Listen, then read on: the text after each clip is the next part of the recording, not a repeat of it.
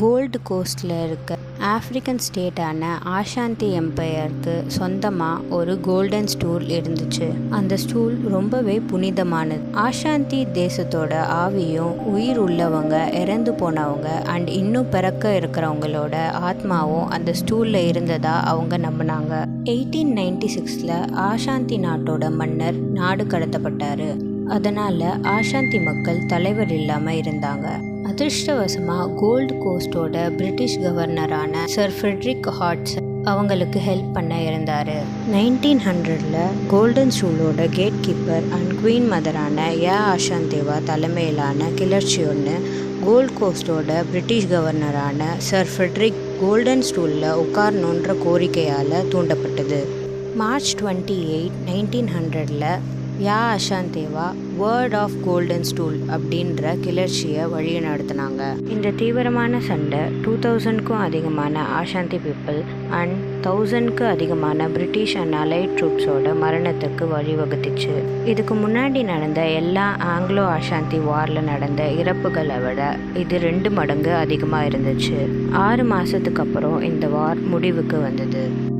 ஓக்கன் bucket war 2 Italian ஸ்டேட்ஸான பொலோக்னா and மொடேனாக்கு நடுவில் நடந்த ஒரு இடைக்கால போராக இருந்தது. இதனால் 1325 2000 பேர் இறந்து போனாங்க. மொடேனிஸ் சோல்ஜர்ஸ் பொலோக்னா நகரத்தில் இருந்து ஒரு பக்கெட்டை எடுத்துகிட்டு போனதுக்கு அப்புறமா இந்த வார் ஸ்டார்ட் ஆச்சுன்னு சொல்கிறாங்க. லேட் மிடில் ஏஜஸில் இருந்து ரினைசன்ஸ் வரைக்கும் நார்த்தன் இட்டாலி பொலிட்டிக்கலாக 2ஆக பிரிஞ்சு இருந்தது. ஹோலி ரோமன் எம்பரருக்கு சப்போர்ட் பண்ணுறவங்கள கிபிலியன்ஸ்னும், போப்க்கு சப்போர்ட் பண்ணுறவங்கள கியூல்ஸ்னும் சொன்னாங்க. மொடேனா ஃபுல்லாக கிபிலியன்ஸ்னா, பொலோக்னா ஃபுல்லாக கியூல்ஸாக இருந்தாங்க.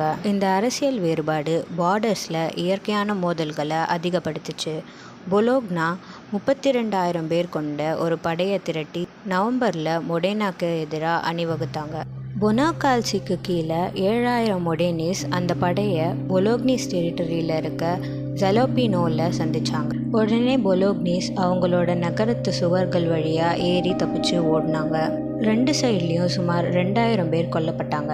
மொடேனிஸ் அங்கே பக்கத்தில் இருந்த கிணத்துல இருந்து ஒரு ஓக் பக்கெட்டை அவங்க வின் பண்ணதுக்கான ட்ராஃபியாக அந்த சிட்டி கேட்டை விட்டு வெளியே எடுத்துகிட்டு போனாங்க.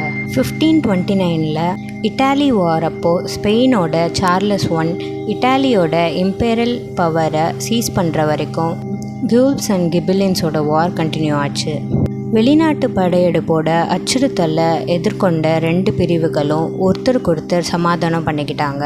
மொடேனிஸ் ட்ராஃபியாக எடுத்துகிட்டு போன அந்த ஓக் பக்கெட் இன்னைக்கு வரைக்கும் மொடேனாவில் இருக்க டோரே டெல்லா கிர்லாண்டினா அப்படின்ற இடத்துல இருக்குது.